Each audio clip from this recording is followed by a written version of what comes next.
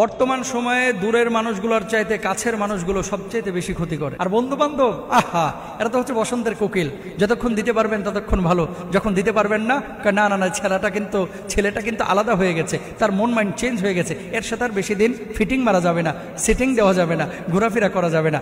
পৃথিবীর বুকে বন্ধু নির্বাচনের ক্ষেত্রে আমরা সব সময় ভুল করে থাকি। কে কোন মানুষটা আমার কাছের আর কোন মানুষটা দূরের, অনেক সময় হক কথা বললে তিতা লাগে, এজন্য ওকে শত্রু মনে করেন। এই মানুষগুলো আপনার আসল বন্ধু ভাই, যারা সব সময় স্পষ্ট কথা বলে, যারা সব সময় আপনাকে তেল মালিশ করে চলে না। তেলবাজরা এই পৃথিবীর বুকে সাময়িকভাবে ভালো থাকলেও এদের শেষের পরিণতিটা হয় খুব খারাপ। বিশেষ করে যারা তেলবাজ, ফুলাইতে ফুলাইতে ফুলাইতে যতক্ষণ আপনি বাস্ট না হচ্ছেন ততক্ষণ আপনার পাশ থেকে সরতেছে না।